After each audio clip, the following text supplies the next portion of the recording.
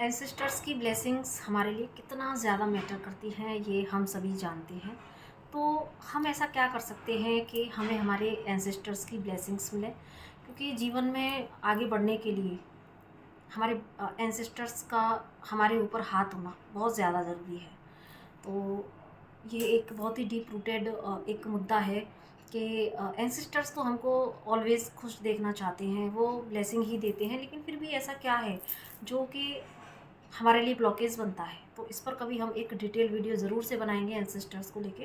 लेकिन अभी इस शॉर्ट में हम सिर्फ इतना जानने की कोशिश करेंगे, इतना बताने की कोशिश करेंगे कि हम क्या कर सकते हैं, क्योंकि आज अमावस्या भी है। तो ये बहुत ही प्रोमिनेंट डे होता है जब हम अपने एंसेस्टर्स की ब्लेसिंग पाने के लिए बहुत कुछ कर सकते हैं। तो देखिए, सबसे पहले जो मेन जो रीज़न है, मेन जो एक ऐसा रूट कॉज है जो सारी चीज़ों से ऊपर है, अगर हम वो कर लेते हैं ना, तो वो जो है हमारे एंसेस्टर्स की ब्लेसिंग को हमारे ऊपर आने से कोई नहीं रोक सकता। तो उनको देना ही पड़ता है। तो वो है कि अपने जंक डीएनए को एक प्योरेस्ट फॉर्म में लेके आना। अब जंक डीएनए कैसे, कि जैसे हम तो जो है हम जानते हैं कि हमारा जो प्योर डीएनए है वो क्या है, डिवाइन का डीएनए है। हम डिवाइन के बच्चे हैं। लेकिन जब हमने शरीर धारण किया, हम धरती पर आए, कितने सारे हम लाइफ टाइम में आए हैं, हर लाइफ टाइम में हमारे अलग अलग पेरेंट्स रहे हैं। तो वो जो हमारा एक्चुअल जो डीएनए है, वो हमारा डीएनए जंक डीएनए में कन्वर्ट होता गया। हर बर्थ में हर अलग अलग पेरेंट्स, ठीक है। सो हमारा जो डीएनए है जंक होता गया। अब इसीलिए हम डिवाइन से कहीं न कहीं दूर होते आए, हमारी पहचान जो है बदलती आई, हम अपनी पहचान से दूर होते आए। सो एंसेस्टर्स हीलिंग का सबसे ज़्यादा जो प्रभावशाली तरीका है वो है अपने जंक डीएनए को फिर से उसी प्योरेस्ट फॉर्म में लेके आना। और उस प्योरेस्ट फॉर्म में आने के लिए जो लगती है सबसे ज़्यादा, वो है आपकी साधना। तो जितना आप अपने आप को स्पिरिचुअली हाई कर लेते हैं, जितना आप अपने शैडोज़ को हील करके और अपने प्योरेस्ट फॉर्म में आना शुरू कर देते हैं, उतना ही आपका जो डीएनए है वो चेंज होना शुरू हो जाता है। और जब डिवाइन से आपकी मर्जिंग हो जाती है आपकी साधना के ज़रिए, जैसे आपने भागीरथ का सुना है ना, इतना तप किया उन्होंने कि गंगा माँ को भी नीचे आना पड़ा और उनके पितरों का उद्धार हुआ। सो साधना से क्या होता है ना, साधना मतलब आप समझ सकते हैं, ठीक है। सो ये एक रूट कॉज है जिसके माध्यम से आप अपने आप को साध के, यानी कि आपकी स्पिरिचुअल प्रैक्टिस करके और अपने आप को डिवाइन से अलाइनमेंट में करके, तो जैसे ही आप अपने प्योरेस्ट फॉर्म में आ जाते हैं जो आप एक्चुअल में हैं, तो जो है आपके जो डीएनए वो चेंज होता चला जाता है और आपके ऊपर जो एंसेस्टर्स कर्स हैं वो भी कहीं ना कहीं रिलीज़ होना शुरू हो जाते हैं। और आपके जो एंसेस्टर्स हैं उनको भी जो है वो जो लोअर रेलम में होते हैं, क्योंकि उस लाइफ टाइम में उन्होंने, उनकी अवेकनिंग नहीं अगर हुई है तो उन्होंने उसी में अपना शरीर छोड़ दिया। तो फिर वो जो है जैसे जैसे आपका डीएनए इस तरह से चेंज होता है तो आपके एंसेस्टर्स भी अपर रेलम में जाना शुरू होते हैं। इसीलिए ही जब हमें पता लगता है कि हम स्पिरिचुअल जर्नी में हैं, तो कहीं न कहीं हर कुल में, हर परिवार में एक व्यक्ति ऐसा ज़रूर से होता है कि उसके ऊपर अपने एंसेस्टर्स की मुक्ति का जो है भार ज़रूर से होता है। ऑल्दो सबके ऊपर ही होता है, लेकिन हाँ, अवेकनिंग कब किसकी हो रही है ये मैटर करता है।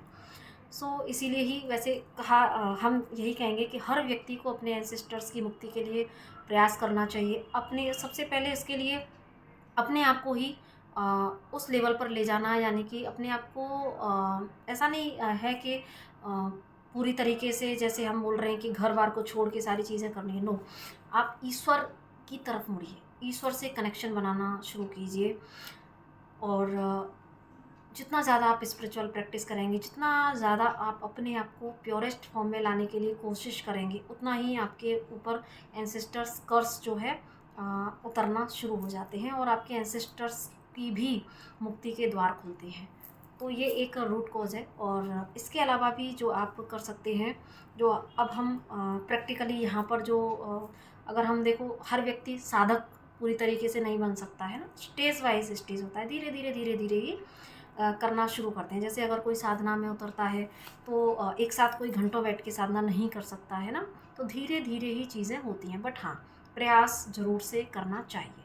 तो स्टार्टिंग हम स्पिरिचुअल प्रैक्टिस मंत्र जाप से कर सकते हैं, है ना, या धीरे धीरे अपनी डीप ब्रीथ के साथ में, अपनी जो प्राणायाम के साथ में, डीप ब्रीथ मेडिटेशन के साथ में, या जिस भी तरीके से आप कर सकते हैं, क्योंकि तरीके तो बहुत सारे हैं, लेकिन ईश्वर तक ईश्वर को तत्व से जानने का जो तरीका है वो जो है ब्रह्म ज्ञान ही है बेसिकली, जो गीता में ज्ञान है।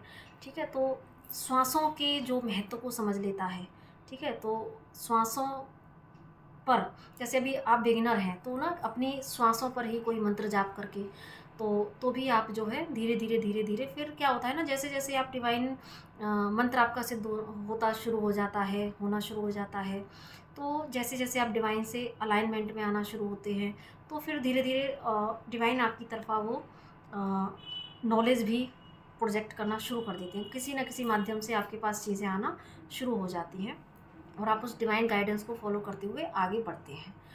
दूसरा, यहाँ पर आप इस तरीके से स्टार्ट कर सकते हैं, और भगवान श्री हरि विष्णु के जो मंत्र हैं वो इसमें बहुत इम्पोर्टेंट रोल प्ले करते हैं। तो आप श्री हरि विष्णु जी की एनर्जी से कनेक्ट कर सकते हैं, उनसे प्रेयर कर सकते हैं। दूसरा, जैसे अमावस्या है तो पर्टिकुलर जो है पितरों का मंत्र तो है ही, उससे भी आप जो है अपने पितरों से पितरों की ब्लेसिंग्स लेने के लिए आप उस मंत्र की चैंटिंग कर सकते हैं। दूसरा, आप भगवान श्री हरि विष्णु से अपने पितरों की मुक्ति के लिए आप उनके इंटेंशन से जो है मंत्रा चैंटिंग कर सकते हैं।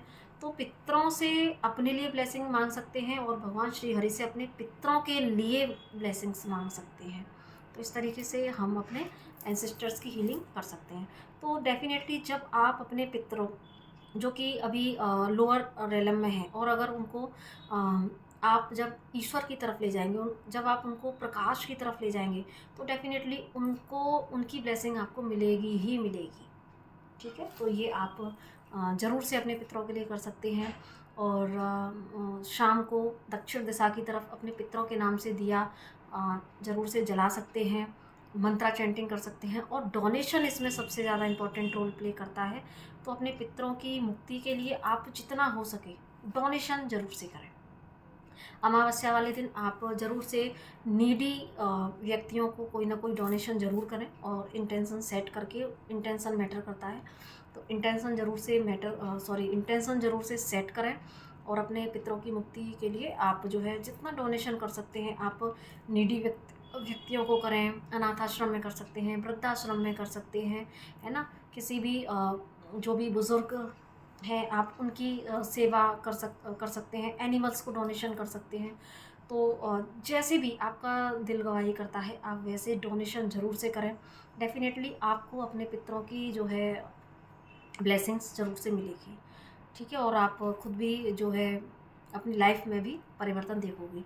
तो बहुत ही शुद्ध भाव से आप ये कर सकते हैं। ठीक है, निस्वार्थ भाव से अगर आप करते हैं तो भाव आपका यही हो कि भाई मेरे पितरों को भी मुक्ति मिले और मुझे उनका आशीर्वाद मिले, है ना। तो ये करके आप जो है अपने पितरों की प्रसन्नता ज़रूर से अपने लिए ले सकते हैं।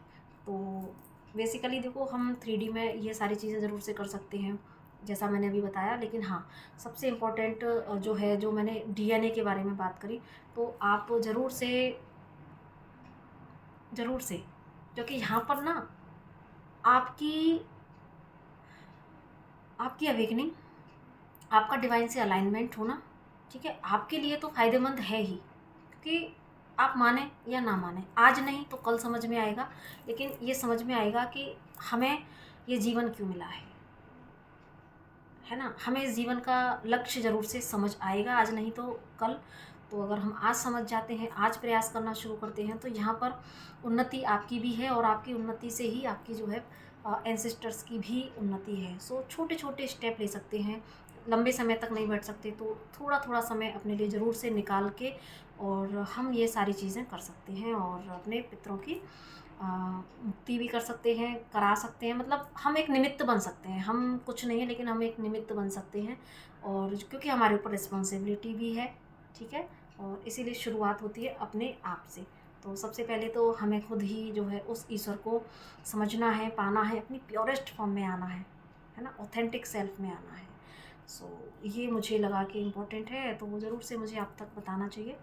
तो अभी इसके बाद में ज़रूर से देखो, मैं कार्ड लेके तो बैठी हूँ, बट ये वीडियो ऑलरेडी लंबा हो गया है। तो अभी आपके एंसेस्टर्स के क्या आपके लिए मैसेजेस हैं, वो कलेक्टिव के लिए हम ज़रूर से निकालेंगे। तो उसके लिए दूसरी एक वीडियो में सेपरेट बनाने जा रही हूँ, तो आप उसको ज़रूर से देखिएगा, ठीक है। और पसंद आई वीडियो तो लाइक कीजिएगा, शेयर कीजिएगा, और चैनल पर पहली बार आए हैं तो सब्सक्राइब कीजिएगा। तो इसी के साथ नमस्ते, राधे राधे।